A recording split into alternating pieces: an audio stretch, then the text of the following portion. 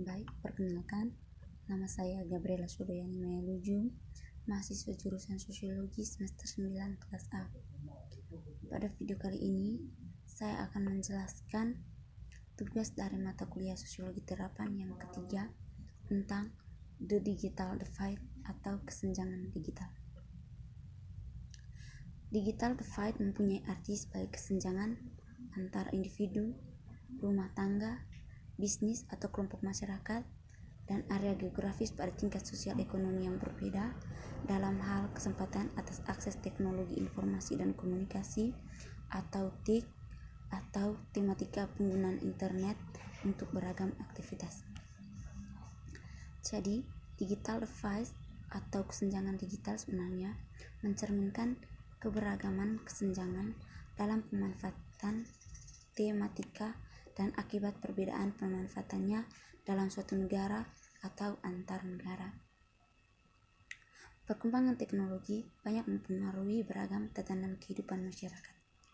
Pada dasarnya, tematika dinilai sangat penting, tak saja karena potensi generiknya sebagai productivity tool dalam penciptaan nilai tambahan, tetapi juga enabling tool bagi hampir semua masyarakat. Karenanya, kesenjangan dalam hal ini berpotensi melahirkan persoalan kesenjangan baru dalam masyarakat atau memperparah persoalan kesenjangan yang ada, terutama di negara yang berkembang atau kelompok masyarakat atau daerah yang relatif tertinggal. Digital divide atau senjang digital mengacu pada kesenjangan atau jurang yang menganga di antara mereka yang dapat mengakses teknologi informasi atau TI dan mereka yang tidak dapat melakukannya.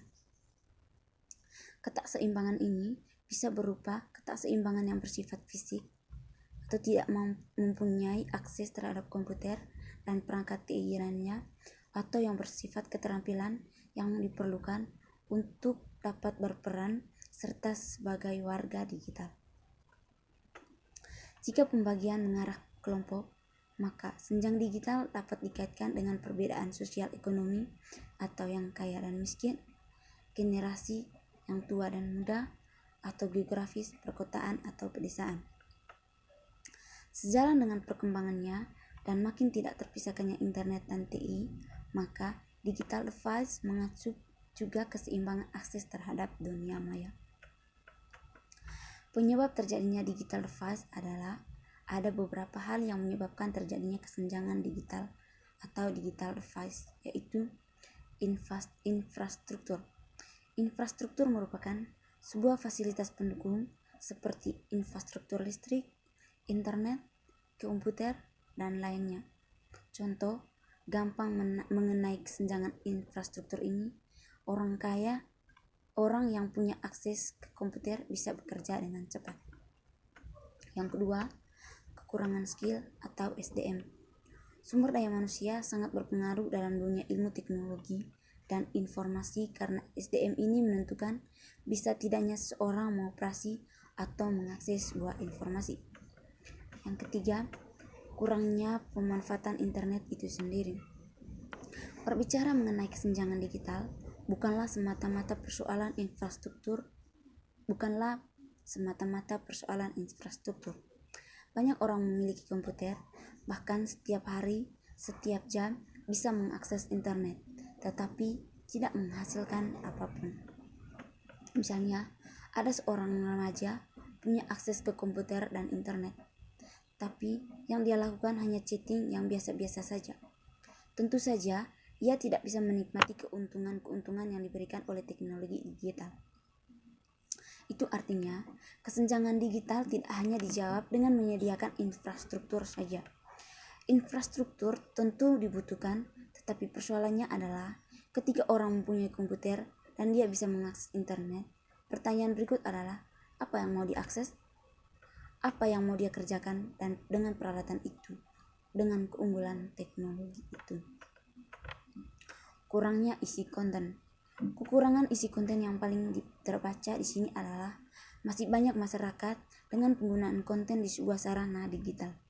Hal yang menjadi poin utama dalam permasalahan konten ini adalah kurangnya konten bahasa Indonesia dalam software digital yang ada. Mungkin di daerah yang masih berdekatan dengan kota-kota besar, sudah banyak masyarakat memahami bahasa Inggris, sehingga tahu bagaimana cara menggunakan aplikasi dalam sarana digital tertentu. Tetapi, bagaimana kabar dari saudara kita yang di daerah tertinggal, seperti yang disebutkan di atas, mereka yang masih belum memiliki jaringan internet bahkan listrik? Apakah mereka bisa paham menggunakan sarana digital yang didominasi oleh perangkat berbahasa asing? Solusi mengurangi kesenjangan digital. Langkah yang terbaik mengurangi kesenjangan digital adalah menyiapkan masyarakat untuk bisa menangani, menerima, menilai, memutuskan, dan memilih informasi yang tersedia. Penyiapan kondisi psikologis bagi masyarakat untuk menerima, memutuskan, memilih informasi bagi mereka sendiri akan lebih efektif dan mendewasakan masyarakat untuk bisa mengelola informasi dengan baik. Dengan kemajuan teknologi informasi, seseorang atau masyarakat akan mendapatkan kemudahan akses untuk menggunakan dan memperoleh informasi. Pembangunan fasilitas telekomunikasi antar kota dan desa, sehingga setiap masyarakat yang ingin mengakses informasi dapat tercapai dengan tersedianya fasilitas telekomunikasi yang memadai. Warung telekomunikasi dan warung internet ini secara berkelanjutan memperluas jangkauan pelayanan telepon dan internet baik di daerah kota maupun di desa. Kerjasama antara pemerintah dan sektor swasta dibutuhkan kerjasama antara pemerintah dan sektor swasta dalam mengurangi kesenjangan digital.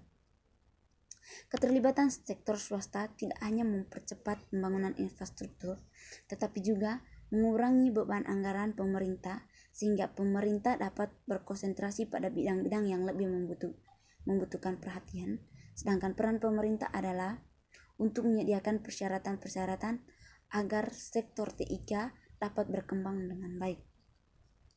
Mengikut sertakan peranan mahasiswa jurusan informatika, karena mahasiswa dalam kegiatan sehari-hari selalu terlibat dan melibatkan diri dalam urusan teknologi informasi.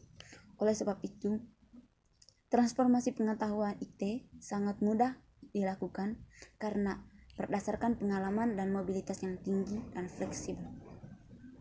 Asumsi tersebut dapat juga digunakan sebagai salah satu langkah yang dimanfaatkan untuk mengurangi digital divide. Dalam mengatasi kesenjangan tersebut dapat dilakukan dengan berbagai tahap dan metode pembelajaran.